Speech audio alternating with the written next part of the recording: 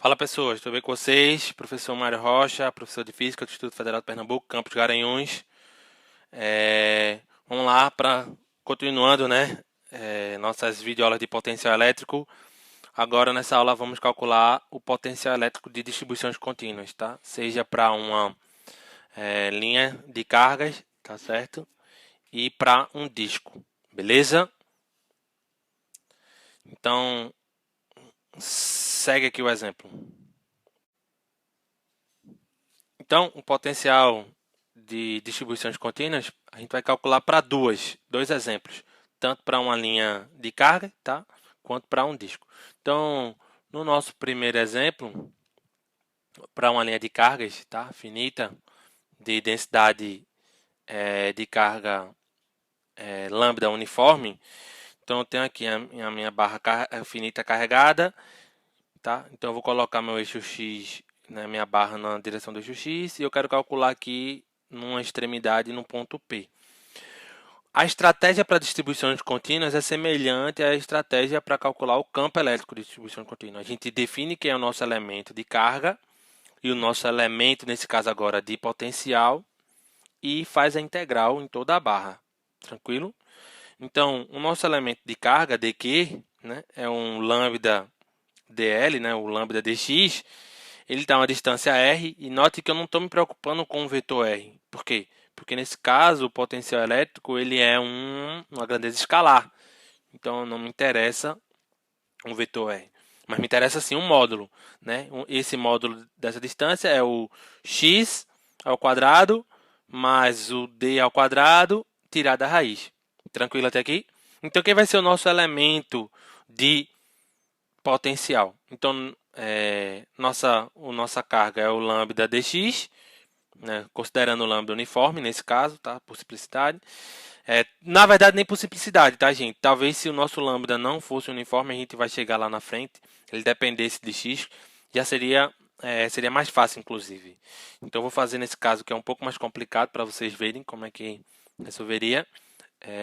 Mas talvez para esse exemplo aqui, o lambda não ser uniforme, então, provavelmente facilitaria o nosso problema.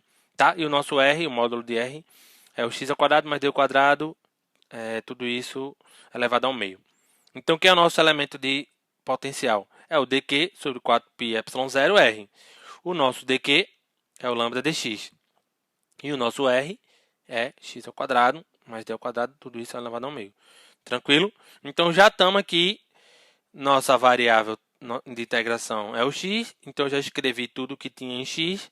Basicamente seria só resolver, né, pegar a contribuição de todo mundo, né, de 0 até L, que a gente entregaria, acharia o potencial. Beleza? Integrando de 0 até L para pegar toda a barra. Qual o problema, né? Resolver essa integral aqui, ela a priori, ela já lembra, já sugere que seja uma substituição trigonométrica que a gente já fez, no caso lá da linha para o campo elétrico, mas a gente vai ver já já. Então a primeira coisa que a gente vai fazer é definir quem é a nossa substituição, né? Então a gente vai, para resolver essa integral, a gente vai ter que fazer duas substituições. Então a primeira é simples, né? A primeira é só chamar que o nosso x, né? Ele vai ser o d tangente de θ. Então a substituição é chamar que o x é o d, né, tangente de θ. Então nosso dx é o d secante ao quadrado de θ dθ. Então a gente vai substituir aqui. Então vai ficar aqui, repete, né, 4πε0, integral de d secante de θ ao quadrado dθ. E embaixo vai ficar tangente de θ ao quadrado mais 1, né? E a tangente de θ ao quadrado mais 1 é a secante ao quadrado. Então a secante ao quadrado tirada a raiz vai dar só a secante. Então vai ficar secante ao quadrado dividido por secante, vai sobrar só secante em cima. O d aqui pode cancelar com d. Então vai sobrar só uma integral de... Repete as constantes, integral da secante. Veja que agora eu já não estou mais fazendo ela definida, tá? Eu estou fazendo ela indefinida de θ. E no final eu volto para minhas variáveis originais, x e d. E faço a integração de 0 a L. Então, essa integral aqui, ela não é nada intuitiva de resolver, tá, gente? Então, se você procurar aí em problemas, ela não tem uma regra direta, tá? Inclusive tem algumas formas diferentes de você resolver e você encontra, não é que sejam valores diferentes, mas você encontra que essa integral tem resultados que tem várias formas, né? Você escrevendo a função do seno, por exemplo, escrevendo a função é, da tangente, enfim. Então, como essa integral não é intuitiva, eu vou fazê-la aqui, tá? Então, vamos lá. A ideia é manipular para ficar uma coisa mais fácil, que a gente possa fazer uma segunda substituição. E uma das maneiras de fazer, tá? É fazendo uma magiquinha, que é multiplicando em cima e embaixo por secante de θ mais tangente de θ. Beleza? E já vai ficar claro porque essa substituição que a gente vai fazer. Que essa vai ser o caminho mais fácil da gente resolver essa integral. Então, para o primeiro termo, então vai ficar secante ao quadrado de θ mais secante de θ tangente de θ dθ, não é isso? Em cima. Beleza? Repete as constantes. Integral vai ficar secante de θ mais secante de θ tangente de θ. Tudo isso dθ. E embaixo secante de θ mais tangente de θ. E por que isso, Mário? Porque, veja, agora, se eu escolher uma substituição correta, a gente sabe, ó, quem é a derivada da tangente? A gente sabe que a derivada da tangente é a secante ao quadrado de θ dθ. Então, está aqui ó, no primeiro termo. E quem é a derivada da secante? Então, a derivada da secante é a secante tangente de θ dθ. Então, note que se eu escolher uma nova substituição fazendo u igual a secante de θ mais tangente de θ, eu vou ficar que o meu du nada mais é do que secante de θ dθ mais secante de θ tangente de θ dθ. Beleza? Então, fazendo u secante de θ mais tangente de θ, o meu du vai ser isso aqui. E isso daqui é exatamente o que está em cima. Então, isso aqui vai simplificar para uma integral de du sobre u. E aí, fica fácil da gente resolver. Beleza? Então, a integral de du sobre u é um ln de secante de θ tangente de θ. Beleza? Sendo que eu estou aqui nas variáveis se você fosse resolver, teria que colocar aqui mais a constante. Mas eu vou voltar para substituir esses valores de θ para escrever em função de x e d. E aí eu volto para a integração de 0 a L, beleza? Então, para voltar para as integrações, é só lembrar do nosso triângulozinho da nossa primeira substituição, que era que a tangente de θ era x sobre d, ou seja, o cateto oposto a θ sobre o adjacente. Então, o cateto oposto sobre o adjacente de θ era a nossa tangente. Então, a nossa hipotenusa seria x ao quadrado mais d ao quadrado, tudo isso elevado ao meio. E aí aqui não é secante de θ, secante é o inverso do cosseno. Então, o cosseno é cateto adjacente sobre hipotenusa. Então, a secante seria a hipotenusa sobre o adjacente. Então, você coloca aqui x ao quadrado mais d ao quadrado elevado ao meio, dividido por d, é esse primeiro termo. E a tangente, a gente já sabe quem é a tangente θ, é o x sobre d. Então, vou colocar aqui, na secante é esse valor. E a tangente é esse outro valor x sobre d, né? Então, vou colocar aqui e vou integrar de 0 a L. Então, nosso potencial vai ser 4π ε0, o ln da secante, agora em termos de x e d, mais a tangente de 0 a L, beleza? E aí, ó, quando o x for 0, isso aqui, né, é 0. E isso aqui é... Desculpa. Quando o x for L, então isso aqui vai dar L ao quadrado mais D ao quadrado elevado a 1 meio dividido por D mais L sobre D. Tranquilo? E quando o x for 0, que aí vai ser menos, quando o x for 0, isso daqui é 0.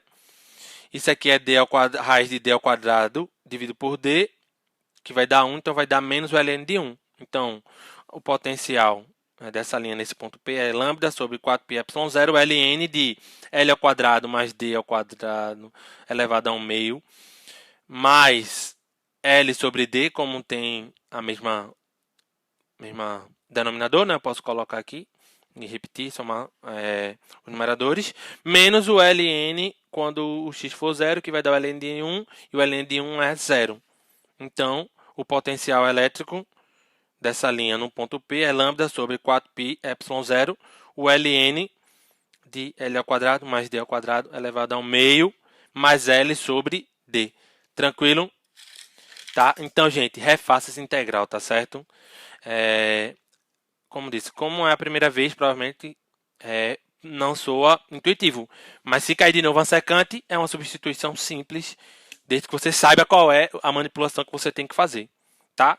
Vamos, para terminar a nossa videoaula de hoje, vamos calcular o caso do potencial elétrico de um disco, tá? Então, o potencial elétrico de um disco carregado e uniforme de sigma. Então, tá aqui o disco, né? A ideia é semelhante, a gente vai calcular o potencial de um anel e depois somar todas as contribuições, tá certo? Então, o meu elemento de carga é o sigma dA, tá certo? Beleza? E quem é o nosso dA? Então, eu vou pegar esse anelzinho aqui, ó, e vou abrir. Quando eu abrir, o meu comprimento, né, vai ficar um retângulozinho, onde o meu comprimento vai ser a base, 2π rzão, né, que é o tamanho do raio do anel, e a largura vai ser a largura do elemento de radial, é o meu dr. Então, o meu dA vai ser o 2π r', né, que é essa áreazinha aqui, beleza? Então, o meu dq é o sigma sobre 2π r', e se eu sei o dq, eu posso calcular quem é o meu dV nesse ponto P aqui, que está no eixo Z. Então, o meu dV vai ser esse R, e esse R vai ser nada mais, nada menos do que o Z ao quadrado, né, mais o R' ao quadrado. E aí eu vou deixar tudo aqui. Então, o meu dV vai ser dq sobre 4π ε0 Rzinho. E aí, colocando nas variáveis de R', né, de Rzão, e o meu dq substituindo por isso aqui, vai ficar aqui o meu V, vai ser 4, né, vai ficar aqui 1 sobre 4π ε0, 2π, né, o 2π do sigma daqui, né, o 2π, sigma R' dr dividido por R. Aí o 2π eu cancelo com 4π, sobra um 2 aqui. Então vai sobrar o sigma sobre 2ε0, R' dr', Z ao quadrado mais R' ao quadrado, tudo isso elevado a 1/2. Essa integral aqui é fácil de resolver, tá? Como o sigma e o ε0 é constante, eles vão poder sair da integral. Então, resolvendo a integral, né, o potencial total no ponto P é a soma, a contribuição de todos os elementos. Então, o sigma, considerando que é constante, né, sai, o ε0 sai com 2. Então, basta só resolver essa integral aqui. Essa integral aqui é fácil de resolver, tá? É uma substituição simples, só chamar que z ao quadrado mais r' ao quadrado é u, tá? E aí faz a substituição e a gente fica que essa integral aqui vai ser igual a sigma sobre 2ε0, z ao quadrado mais r' ao quadrado elevado ao meio de 0 a r. Então, é quando r' for r, menos isso aqui quando r' for 0. E aí o potencial do disco é sigma sobre 2ε0, quando r' for r, dá z ao quadrado mais r ao quadrado elevado ao meio, menos quando o r' for 0. Então, isso aqui vai dar 0, z ao quadrado elevado ao meio dá só o z. Tranquilo? Então, esse seria o potencial. Caso você faça o limite, tá? Quando o z for muito maior do que o r, isso daqui vai ficar quando o z for muito maior do que r. A gente pode colocar o z em evidência e simplesmente eu não posso desprezar, porque se eu desprezasse aqui, né, o z ao quadrado, desprezasse, ia cancelar esse z com esse z e ia dar 0. Então, eu tenho que pegar um termo de ordem superior. Então, quando eu colocar o z aqui ao quadrado em evidência, então vai sair só o z e vai ficar 1 mais r ao quadrado sobre z ao quadrado. Usando a expansão binomial, como isso aqui é 1 mais x, um termo muito pequeno, vai ficar 1 mais 1/2, tá? 1 mais 1/2 de r ao quadrado sobre z ao quadrado. Tranquilo? O z ao quadrado vai cancelar com um Z aqui, não é isso? E aí só sobra que o potencial elétrico nesse regime vai só ser o R ao quadrado com o Z ao quadrado, tá certo? O Z quando cancelou com esse Z aqui, decaiu com Z, e se você reescrever e voltar para a carga, sendo que o sigma é a carga sobre a área do disco, que é πr ao quadrado, então quando a gente voltar isso aqui vai ficar a carga sobre 4πε0z, que é exatamente, né, o r ao quadrado vai cancelar com esse r ao quadrado, que é exatamente o potencial de uma carga pontual. Beleza? Opa, desculpa, peraí. Desculpa, não é ao quadrado, tá? É ao...